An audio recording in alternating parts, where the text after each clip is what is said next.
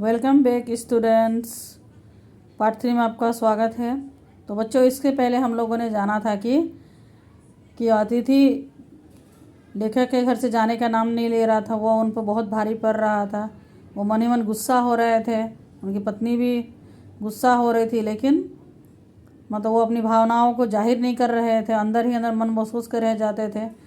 ऐसा करते करते तीसरा दिन आता है। तीसरा दिन वो भी धोबी को कपड़े देने के लिए कहते हैं। ये सुनकर उन्हें बहुत गुस्सा आता है। उन्होंने सोचा नहीं था कि वो इस प्रकार से कहेगा तीसरे दिन पर, लेकिन वो जाहिर नहीं कर पा रहे थे। वो मन ही मन लेखक और उनकी पत्नी इस चोट को झेल रहे थे, और यह क्योंकि यह उनके लिए अप्रत्याशित था।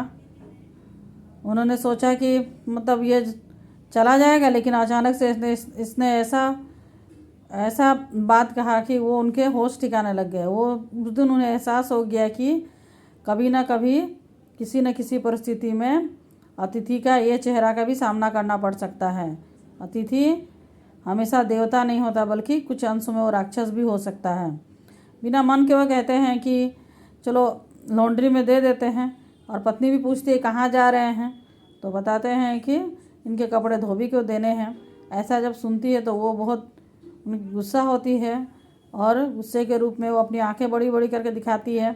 तो लेखक भी सोच में पड़ जाते हैं। ऐसा इससे पहले भी उन्होंने बड़ी बड़ी आंखें की थी, तो वो अपना हर जिम्मेदारी से पैसे पाती की जिम्मेदारी छोड़कर उन्हें ही सौंप दिए थे सब चीज़, और सब चीज़ वही संभालती थी।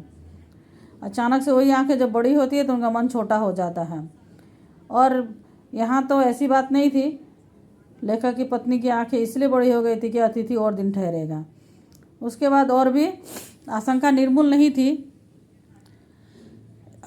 अतिथि, तुम जा नहीं रहे हो, लॉन्ड्री पर दिए कपड़े धुलकर भी आ गए हैं, और तुम यहीं के हैं। तुम्हारे भरकम शरीर से परी चादर बदली जा चुकी है, और तुम यहीं पर हो। तुम्हें देखकर फूट पड़ने वाली मुस्कुराहट धीरे धीरे फीकी पड़कर अब लुप्त हो गई है, और ठहाकों के रंगीन गुब्बारे जो कल तक इस कमरे के आकाश में उड़ते थे अब दिखाई नहीं पड़ते। बातचीत की उछलती हुई गेंद चर्चा के केंद्र क्षेत्र के सभी कोनों से टप्पे खाकर फिर सेंटर में आकर चुप पड़ी है।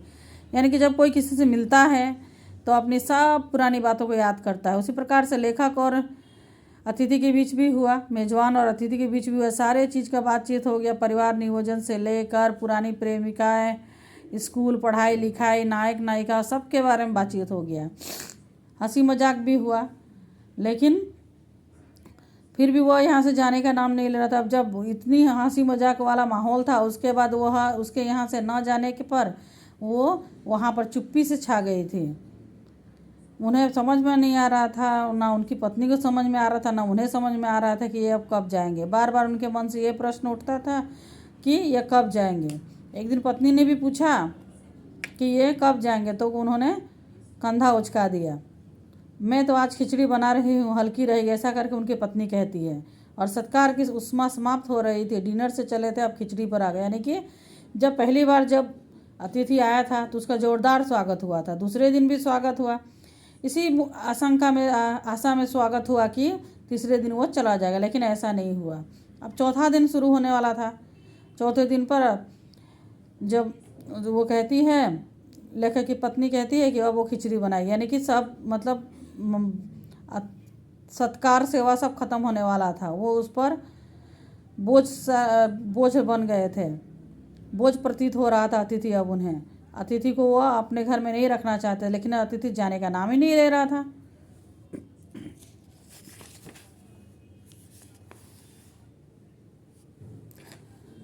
तो अपने बिस्तर को गोलाकार रूप नहीं प्रदान करते तो उन्हें उपवास तक जाना पड़ेगा।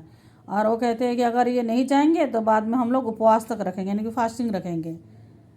तुम यहाँ, वो अतिथि के मेजबान कहते हैं कि तुम्हें यहाँ अच्छा लग रहा है। वो जानते हैं दूसरे के यहाँ सबको अच्छा लगता है, लेकिन इसका क्या ऐसा होने का मतलब ये नहीं है कि आप हमेशा दूसरे के घर को ही जाकर पड़े रहे और उनके घर की मधुरता को ख़त्म करते रहे। अर्थात उन घर को स्वीट होम कहा जाता है। इसका मतलब ये नहीं है कि दूसरे घर की मधुरता को आप ख़त्म करें। और वो कहते हैं कि मतलब ये तो बहुत ख़राब बात होगा, मैं तुम्हें यहाँ से जाने के लिए भी बोल सकता हूँ, लेकिन अपने खराटे बजा बजा कर तुमने जो पूरा रात गुंजमान किया था और जब वो दूसरा सुबह होगा तो वो 5वां दिन होगा, और 5वें दिन भी तुम्हें अगर कोई निर्णय नहीं लेते हो तब तो मैं लड़खड़ा आ जाऊँगा, यानी कि तुम्हें यहाँ से जाने के लिए कह दूँगा। उसके बाद उनकी सहनशीलता जवाब दे देगी। और वो कहते हैं कि अतिथि देवता होता है, मैं जानता हूँ, लेकिन ये देवता और तुम मनुष्य हो। देवता और मनुष्य कितना दिन तक साथ रह सकते हैं? मानता हूँ कि तुम देवता हो और मैं तो एक मनुष्य हूँ, और मनुष्य और देवता कितने दिन तक साथ रह सकते हैं? देवता तो आते हैं, दर्शन देके चले जाते हैं, और तुम्हें भी दर्शन देके चला जाना चाहिए। तुम्हारा देवत्व तो इसी में सुरक्षित रहेगा कि तुम यहाँ से बिना कुछ कहे चुपचाप यहीं से चले जाओ। और अंत में परेशान होकर कहते हैं कि अतिथि तुम कब जाओगे? तो देखा बच्चों आप लोगों ने, यहाँ ऐसा अतिथि हमें कभी भी जीवन में नहीं बनना चाहिए कि मतलब दूसरे को ऊपर हम लोग परेशानी बन जाए। जैसे यहाँ एक अतिथि आया है, वहाँ से जाने का नाम नहीं ले रहा है, और लेखक की पत्नी का जीना दूभर हो रहा है। तो हमें भी किसी के घर जाने से पूर्व खबर करना चाहिए और 1-2 दिन रह के वहाँ से वापस आ जाना चाहिए। तो यहाँ बच्चों बहुत सारे मौखिक प्रश्न हैं जिसे मैंने पढ़ाया है, बताया भी है आपको, रिटर्न में आपको लिखवाया है। तो आशा है बच्चों आपको अच्छी लगी होगी, कहानी समझ में आई होगी।